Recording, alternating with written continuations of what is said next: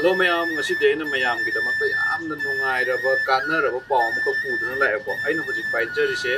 सिबक्ट्रॉन हाइबा पेरुक सिबक्ट्रॉन को हाइबदी अखोई इरमदम दम फंगिबा पेरुक सिगा अदुगा हिमालय चिंग खतंग द फंगिबा सिबक्ट्रॉन हाइबा हाइ मखन सिगा अनिसिना पुनसिनरेरगा सेमबा हिदाक मखन अमखकने हाइबा हिदाक असिना एकोइ मिबदा कया यामना काना हनगे हाजि किडनी की प्रॉब्लम लेबा डायबिटीज की प्रॉब्लम लेबा अदगी बीपी वांगबा अदगी नुपीसिंगी हाइबा अदगी समुकेनबगी अदगी नुपीगी लेना लेने हिदाकसिना फहनबा ngamnaba दुबुनबा हिदाक मखन अमखकनेबा हाइरिबा पेरुक सिबक्ट्रॉन हाइरिबा हिदाक मखन असे मोर देन 200 की मथकता फहनबा ngamमेबा इसम समना हाइरबदा अदुम बीपी लेबा डायबिटीज लेबा अदगी किडनी की प्रॉब्लम अदुम से हाइरगदी अखोइगी कैंसर बाबुसु कनो ओइरिङै मतमदा स्टेज 1 की मतमदा सिसिना इराइ लाइना पोखनबा ngame हाइबा तारे अदुना मयाम सिगी हिदाक से अमुतंग सिजिनरेरगा सिगी हिदाक सिगी कानाबसे अखोइ मयाम अमुतंग पुन्ना लौमिनसी पेरुक सिबक्ट्रॉन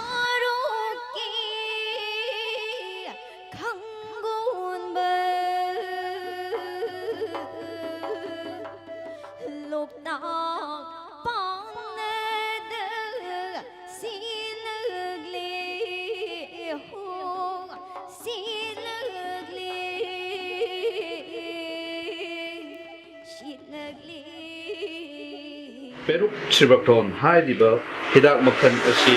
कबुई सलांग माइबा ट्रेनिंग एकेडमी ना पुथोकचबा हिदाक मखन अमनी हाइबदी कबुई सलांग माइबगी लायेंग मथाप मखादा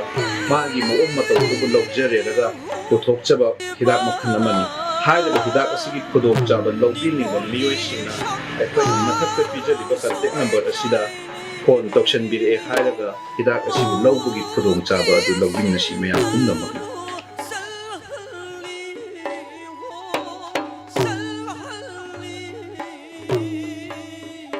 चल हल्ली